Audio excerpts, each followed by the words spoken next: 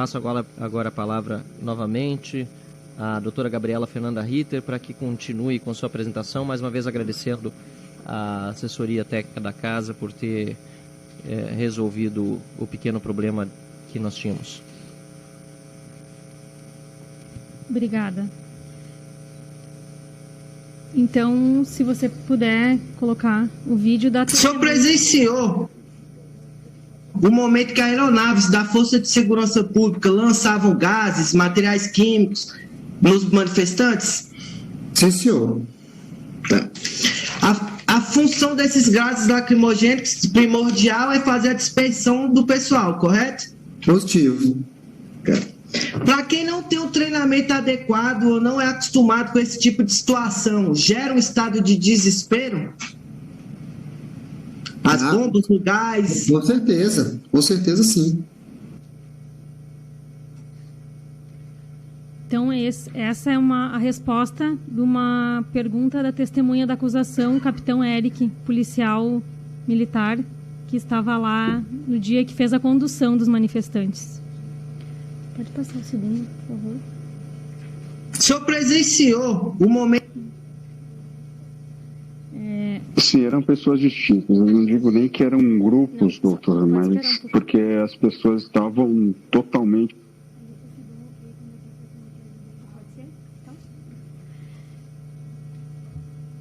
E também nós gostaríamos de demonstrar para vocês, pelo depoimento da testemunha da acusação, o Major Natali, que é o Major do GSI, que ele estava dentro dos prédios desde as 7h10 da manhã do domingo.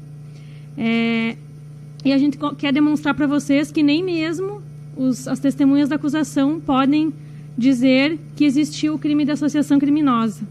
As pessoas elas estavam sem armas, na bolsa tinha Bíblia, terço, água, toalha, capa de chuva. Armas não tinha, não foi apreendida nenhuma arma nesse dia. Não tinha um líder e cada um tinha um propósito, né?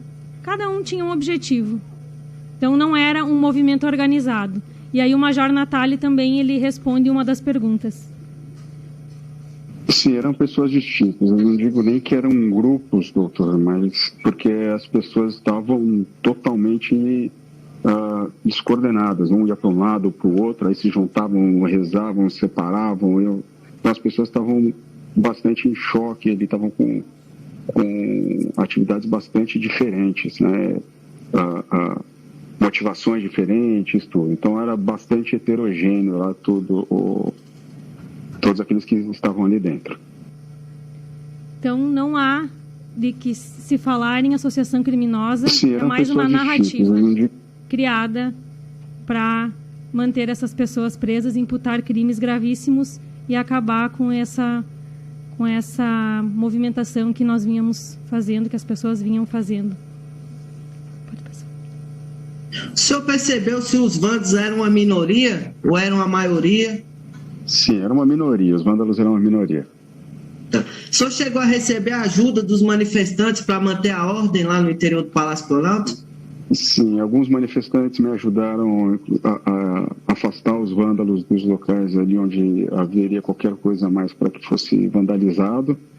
Outros manifestantes ajudaram a debelar inícios de incêndio, a juntar cacos de vidro, coisas assim. Então, como que eu faço uma pergunta para vocês? Como pode todas essas pessoas estarem sendo acusadas da mesma coisa?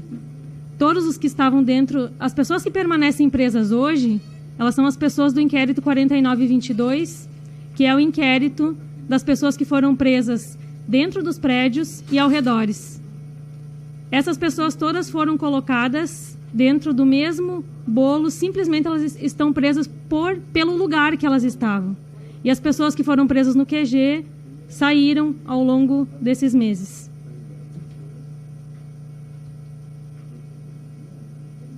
O senhor percebeu se os vândalos eram uma minoria? Aqui o senhor atribuiria isso no momento desse? Por que essas pessoas poderiam estar te ajudando e o pessoal da própria manifestação? Bom, elas viram um absurdo que estava ocorrendo, né? Uma coisa é você não aceitar um governo, outra coisa é você atacar, depredar o patrimônio público, né? Atacar símbolos da nação, por exemplo, uma coisa é você atacar a pessoa que está governando, né? Não gostar da pessoa que está governando o país, né? O governo muda, a instituição, a nação, o Estado permanece, né? Então você atacar uma instituição é bem diferente de você ser contrário às ideias da pessoa que está ali no governo naquele momento, né? Então, o senhor poderia dizer que, pela sua experiência pessoal naquele dia, que muitos, então, se sentiram, então, surpresos pela ação de outros, né? Tanto é que lhe ajudaram, sim. Seria mais ou menos nesse sentido, né? Sim, sim. Então, essa é a realidade, é a testemunha da acusação, como eu já disse, um major do GSI que estava dentro do prédio. Ele mesmo relata qual era a conduta das pessoas que estavam lá. E por isso a gente achou importante trazer para vocês não só a nossa voz aqui falando, mas as provas, que são as únicas que nós temos hoje. São os depoimentos, porque as denúncias, as decisões que mantêm as pessoas presas, elas são iguais, praticamente iguais para todos. O senhor falou que houve uma voz de prisão coletiva. Os que estavam ajudando e os vândalos foram separados por conduta no momento da prisão? Não, senhor. Foi a voz coletiva para todos que estavam ali dentro do Palácio Planalto. Então a ordem foi essa. Prendam, algemem, coloquem nos ônibus e encaminhem para a Polícia Civil. E assim foi feito, sem distinção do pequeno grupo que vandalizava, do grupo que orava e do grupo que estava ali filmando. Foi isso que aconteceu no dia 8 de janeiro. E essas pessoas aqui que nós estamos falando, elas estão presas há 7 meses, sem individualizar qualquer conduta. O senhor falou que houve uma voz de prisão coletiva. Os que estavam ajudando e os vândalos foram separados por... Mas sim, existiam muitas pessoas que não teriam a condição, ou das manifestações que eu já enfrentei, não eram um perfil de pessoas que vêm para confrontar com policiais militares. Esse quem falou é outra testemunha da acusação, o tenente Ziegler, que comprova que existiam pessoas idosas, pessoas que tiveram que ser auxiliadas para entrar nos ônibus. E uma coisa muito interessante é que foram presas mais ou menos quase 200 pessoas nesse dia e elas foram divididas em 4 ônibus. E tinha apenas mais ou menos uns 3 policiais para controlar esses terroristas e perigosos que representam uma ameaça para a sociedade. E eles foram dentro dos ônibus orando, cantando, e não estavam proferindo nenhuma palavra de ordem, como até mesmo as testemunhas da acusação relatam. E dentro do ônibus que esses 3 ou 4 policiais que escoltavam, eles escoltavam quantas pessoas dentro daqueles ônibus? Difícil de precisar para o senhor. Eu sei que foi 100 e tantas pessoas divididas em 4 ônibus, umas 180 pessoas divididas ali em 4 ônibus. E esses 3 policiais ou 4 que tinham em cada ônibus foram suficientes para garantir aquela ordem durante todo o trajeto com relação àqueles manifestantes? Sim, foram sim. Colaboraram perfeitamente, do começo ao fim. Pessoas pacíficas. E dentro do ônibus que esses 3... Pessoas pacíficas, ordeiras, que estavam, de fato, como dizem, como vem dizendo há 7 meses, orando pelo seu país, permanecem presas. E dentro do ônibus que esses 3 ou 4 policiais que escoltavam... O gabinete do presidente ali é uma sala, né, com mesas, cadeiras, mas ali não existe poder de fato, né? Aquilo ali é somente um símbolo, né? Assim como o poder da lei não é o impresso, mas o fato da lei existir em si, né? Então, o gabinete, a cadeira do presidente não possui o poder, e sim é o contrato social que dá o poder à pessoa do presidente da República. Então, realmente, o gabinete em si não não têm poder. Então é isso, essa narrativa, que é uma narrativa de golpe de Estado, onde se acusam pessoas que entraram dentro dos prédios como se elas quisessem tomar o poder ou como se isso fosse possível. E aí qualquer pessoa que escuta ou que analisa um pouquinho O gabinete do... entende que não existe como dizer que é um golpe de Estado apenas pelas pessoas sentarem na cadeira do presidente. Até mesmo porque a sala presidencial ela nem foi invadida, então não sei se existia alguma pessoa ali que de fato almejava isso, esse crime que está sendo imputado a elas. O gabinete do presidente.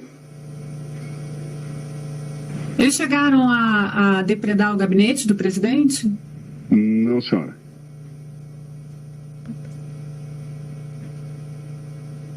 Em algum momento, os manifestantes se intitularam ou nomearam algum governante? Não. Falavam que haviam tomado o poder? Não. Não falavam, não. Eles falavam que eles queriam uma outra solução para aquilo, mas não falavam que eles haviam tomado o poder, não. Em algum momento... Falando ainda de armas, disparos de armas de fogo, o senhor verificou? Não verifiquei e nem escutei nenhum disparo de arma de fogo. Então é isso. Associação criminosa armada, sem armas, ninguém tinha arma. Golpe de Estado sem apoio do Exército, não existe. Qualquer um sabe disso. Não era a vontade dessas pessoas. As próprias testemunhas dizem isso. E como eu já afirmei, que no processo não tem nenhuma prova qualquer, nenhuma individualização de que alguma das... Pode ser que tenham pessoas que de fato queriam algo assim, mas a grande maioria, e principalmente as pessoas que continuam presas, não almejavam isso. Como eu falei, eu era o único agente do GSI dentro do Palácio do Planalto. Então é esse que vem falando para vocês aqui, que vem respondendo as perguntas. Ele acompanhou toda a invasão, porque ele estava desde as 7h10 fazendo a guarda do Palácio do Planalto sozinho, no domingo. E tem outro detalhe importante, é que não se tem como nem cogitar essa narrativa de golpe de Estado, tomada do poder, abolição violenta do Estado Democrático de Direito, num domingo, recesso. Não existia essa possibilidade. Então, é quase inacreditável que eu, que não sou criminalista, não atuei, sou uma pessoa comum, sou advogada sim, tenha que ouvir isso e achar pelo menos razoável. E para mim, e eu garanto que para a maioria de vocês, é inadmissível por se tratar de crimes impossíveis. O senhor recebeu alguma comunicação anterior às manifestações aceitando elas dessas serem violentas ou agressivas? Não recebi nenhuma comunicação. O major do GSI, ele fala que não recebeu nenhuma comunicação. No GSI eu não posso dizer, né? O que eu sei é que, como coordenador de segurança de instalações, eu não recebi nenhuma informação. Então, o major do GSI diz que não recebeu nenhuma informação que poderiam haver invasões, mas a Polícia Militar ela já estava de sobreaviso desde sexta-feira. Então, há controvérsias que nós esperamos que a CPMI possa aprofundar essas investigações. No final de semana, domingo, os três poderes funcionam? Não.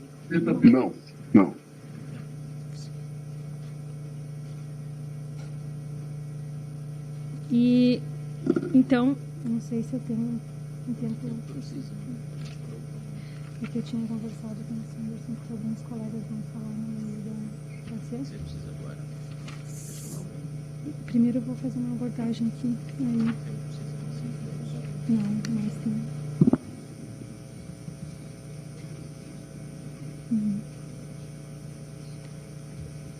Então, eu acredito que nós temos online algum representante do Ministério dos Direitos Humanos, né? Eu preciso ler para vocês o conceito de tortura, segundo a Convenção Interamericana para Prevenir e Punir Tortura, da qual o Brasil é signatário, Decreto 98.386 de 89. Para os efeitos dessa convenção, entender-se-á por tortura todo ato pelo qual são infligidos intencionalmente a uma pessoa penas ou sofrimentos físicos ou mentais com fins de investigação criminal, como meios de intimidação, como castigo pessoal, como medida preventiva. Desculpa, está muito pequeno aqui, não consigo ler. Como pena ou como qualquer outro fim. Entender-se-á também como tortura a aplicação sobre uma pessoa métodos tendentes a anular a personalidade da vítima ou a diminuir a sua capacidade física, mental, embora não causem dor física e angústia psíquica. Eu preciso ler o conceito de tortura para que a gente possa demonstrar para vocês que realmente o que ocorreu no dia 8 de janeiro, se enquadra como tortura ou não. Então, as prisões no dia 8 de janeiro, elas foram prisões em massa, sem qualquer individualização, como já comprovado aqui, todas as pessoas elas foram, a ordem foi, prendam todos que estão dentro dos prédios e levem para a delegacia. Essa foi a ordem, as pessoas ficaram em frente à delegacia, algemadas no chão, sentadas no chão, em frente a... eram muitas pessoas, não tinha um espaço físico dentro da delegacia, então muitas pessoas ficaram ali. Elas utilizavam algemas o tempo todo, o que dificultava, elas tinham que pedir várias vezes a retirada das algemas para poder utilizar o banheiro. Elas ficaram quase 24 horas sem se alimentar, sem tomar água. E por volta das 10 horas da manhã, então, no dia 9 de janeiro, elas foram encaminhadas ao presídio, inocentemente, sem saber o que era o sistema penitenciário, sem imaginar que elas poderiam ficar 7 meses lá presas. Então, elas chegaram nos presídios, eles tiveram que inaugurar 2 blocos na Papuda. Pode passar, por favor. Eles inauguraram os 2 blocos, então, na Papuda, na Colmeia também. Tiveram que improvisar muitas coisas, porque eram muitas pessoas. As pessoas elas foram vacinadas, algumas se negaram, porque a vacinação ela já vinha dentro da seringa e ninguém sabia o que estava sendo aplicado. Eu relato a situação do meu pai, que tomou 4 vacinas naquele dia. Ele tomou porque ele ficou com medo. Ele não sabia se era pior tomar ou não tomar, porque ele tinha medo de alguma represália, porque estavam todos acuados, até porque a maioria das pessoas nunca pisou nem sequer numa delegacia, imagina estar dentro de um presídio. E dentro lá do presídio, das prisões do dia 8, e depois as pessoas que chegaram do dia 9, elas ficaram com a mesma roupa mais ou menos uns 7 dias, sem talheres para comer, elas comeram comida com a mão. E foi uma situação de caos que ninguém pode nem imaginar. Só quem presenciou tudo aquilo lá desde o início sabe o pavor que foi para todos nós. As prisões do dia 9, elas são com toda certeza muito mais graves.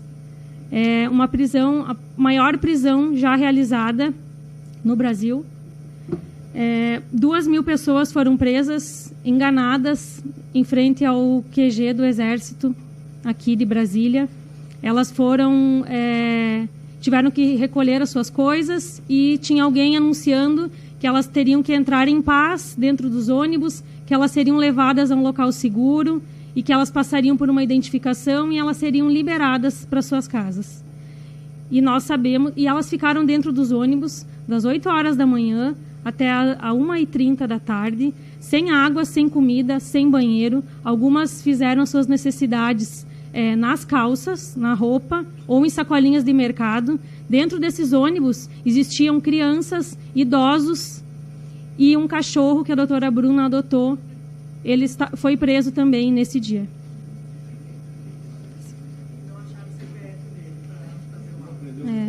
Foi para frente. Então, quando as pessoas elas desceram dos ônibus, quem não fez as suas necessidades básicas dentro dos ônibus, elas improvisaram banheiros com cobertores devido à grande necessidade. E aí esse é um cenário dentro da Academia de Polícia. Olha a situação que se encontra aqui, galera.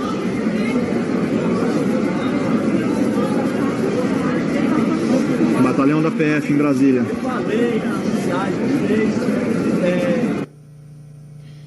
Então ali não se tinha qualquer estrutura dentro daquele ginásio da polícia. Tá? As pessoas elas estavam ali, algumas com suas barracas, e ficaram ali do dia 9 até o dia 11, muitas delas. Aí elas iam passando pela triagem, muitas acuadas foram deixando para o final, porque ninguém sabia de fato o que estava acontecendo, ninguém recebeu voz de prisão. Elas não podiam sair dali, mas elas também não sabiam que estavam presas, não sabiam qual seria o seu desfecho. Então, elas iam passando pela triagem, que era uma fila, aí existiam várias salas, era uma sala de identificação, a outra sala de revista, e quando elas chegavam ao final do corredor, tinha alguns delegados que determinavam. Quem ia para a esquerda, entrava dentro de um ônibus, era liberado, tá? E aí a pessoa ia até a rodoviária e ali ela dava um jeito de ir para casa. E quem ia para a direita estava sendo preso, de fato, sendo encaminhado ao presídio. Eram salas com mesas de sala de aula, e ali já vinha uma nota de culpa pronta, com crimes gravíssimos, a mando do ministro Alexandre de Moraes, e naquele momento existia o crime de terrorismo ainda para essas pessoas.